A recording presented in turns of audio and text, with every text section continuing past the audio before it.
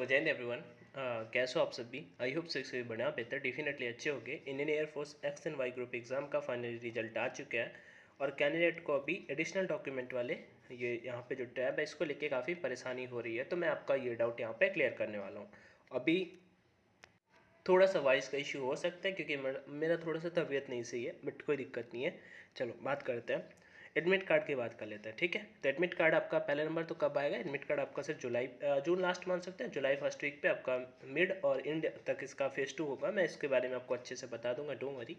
उसके बाद पे यहाँ पे देखो लिखा हुआ है पहला नंबर, तो जिन कैंडिडेट वाले में एडिशनल टैब का ऑप्शन है वो आपको जल्दी देखने को मिल जाएगा। एडिशनल टैब में क्या क्या आता है वो चीज़ भी मैं अभी शेयर करता हूँ।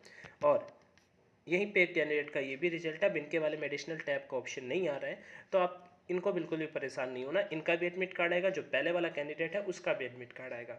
इनको हाँ एडिशनल टैब में कुछ भी फिल करने की नीड नहीं है, मतलब ऐसा नहीं है कि इस बेस पे सिलेक्शन होगा, प्रेफरेंस मिलेगा, ऐसा कुछ भी नहीं है। जब हम फॉर्म फिल करते हैं तो उसमें हमारा कहीं कहीं पे यस और नो हो जाता है कि हमें, हाँ हमारे पास मतलब हमने ग्रेजुएशन कर रखा है, हमें कंप्यूटर का नॉलेज, हमारे पास कंप्यूटर का सर्टिफिकेट है, या फिर हमें इंजीनियरिंग की डिग्री प्राप्त है, ऐसा करके हम कहीं ना कहीं बोनाफाइड सर्टिफिकेट है, ऐसा करके हमें अगर टिक हो जाता है तो उसके लिए वहाँ पे आता है। खैर इन लोगों को जिनके वाले में ये केवल लिखा है कि आपका फेज 2 का एडमिट कार्ड आएगा, तो उनको परेशान होने की कोई भी नीड बिल्कुल भी नहीं है। ठीक है, चलो अब हम आगे बात कर लेते हैं इन कैंडिडेट के बारे में थोड़ा सा। देखो बेसिकली ये आपका डाउट होगा कि भैया ये कब तक आ जाएगा, तो ये आपको बहुत जल्दी देखने को मिलेगा। अभी नहीं आया है, नहीं तो लास्ट टाइम हमेशा ही जल्दी आ जाता था। खैर अभी तो एक ही दिन हुआ है, आपको देखने को मिल जाएगा जल्दी ये वाला यहाँ पे। तो एडिशनल टैब का ऑप्शन आएगा, जिस दिन आएगा मैं आपको बता दूंगा। उसके लिए आप टेलीग्राम पे जुड़े रहिएगा, क्योंकि फिर मतलब तुरंत आपको पता चल जाएगा और आप वो चीज़ कर सकते हैं। उसमें देखो पहला नंबर तो क्या क्या मांग सकते हैं आपसे, आपसे कंप्यूटर सर्टिफिकेट मांग सकते हैं अगर आपने फिल किया है कंप्यूटर सर्टिफिकेट वाले पे, yes no.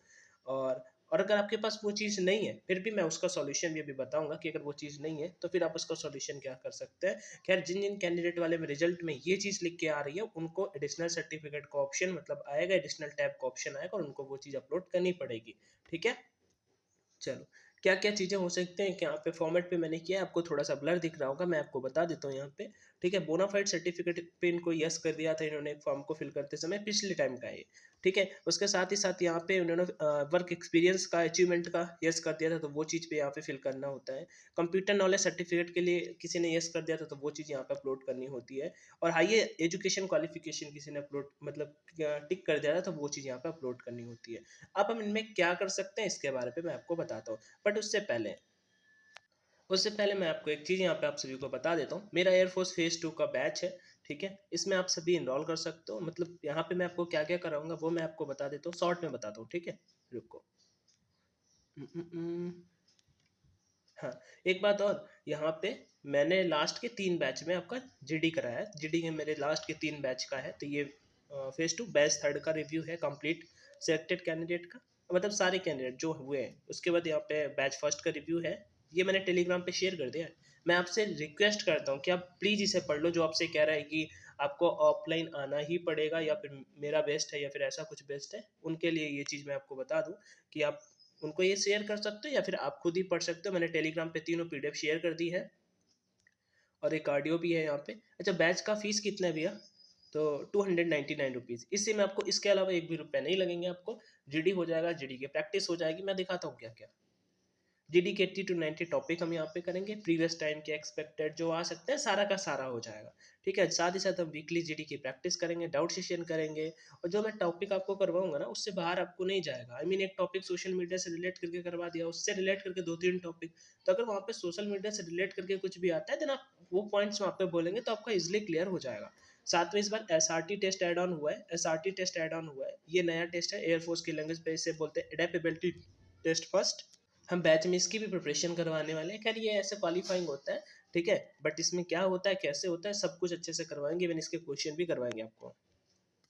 Physical and medical के लिए कंप्लीट आपको गाइड करते रहेंगे। फिजिकल आप घर से कर लीजिएगा, 7 मिनट में टाइमिंग लाना है, उतना ज़्यादा डिफिकल्ट नहीं है। फीमेल कैंडिडेट को 8 मिनट में टाइमिंग लाना है, उतना डिफिकल्ट नहीं है। और मेडिकल के लिए भी कह सकें क्योंकि अपन ने बार बार इसका मेडिकल एग्जाम भी दिया है। ठीक है, फीस वगैरह यार ज़्यादा नहीं है। अगर आप सीरियस कैंडिडेट है तो मुझे नहीं लगता कि आपके लिए 300 रुपये ज़्यादा होगा।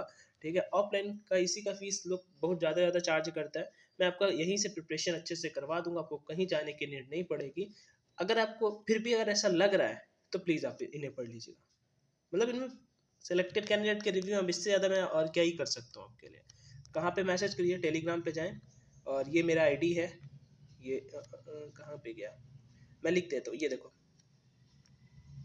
@अंशु सिंह 2 यही फ़ोटो लगा हुआ आएगा, ठीक है। आप इस आईडी पे यहाँ पे मैसेज कर देना, ठीक है, @अंशु सिंह 2 पे, और फिर मैं आपको सारी डिटेल्स भेज दूंगा। फीस इसका 300 रुपीज़ है, मैं आपको ग्रुप में ऐड कर दूंगा। टेलीग्राम पे अपना बैच चलेगा, डेली आपको क्लास मिलेंगी, पीडीएफ मिलेगा, मैं आपसे डाउट सेशन वगैरह सारे के सारी चीज़ें डिस्कस करता रहूँगा। आगे बढ़ते हैं।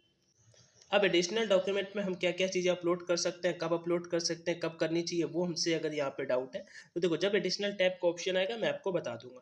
अब एडिशनल टैब में आपके पास जैसे कि आपने लिख रखा है कि ग्रेजुएट हैं आप, ग्रेजुएशन वाले पे आपका ट्रिक हो गया है और आपके पास अभी परसिविंग है, आपके पास फर्स्ट ईयर का रिजल्ट आ गया है, तो आप फर्स्ट ईयर का रिजल्ट अपलोड कर देना, ठीक है। किसी के पास टाइपिंग सर्टिफिकेट यस कर दिया और सर्टिफिकेट नहीं है, तो भैया बनवाने जाएं क्या, उसके लिए 1500 से 2000 रुपये लग जाएंगे और टाइपिंग पे आनी भी चाहिए। कुछ नहीं करना, आप वहाँ पे 12th का मार्कशीट अपलोड कर देना।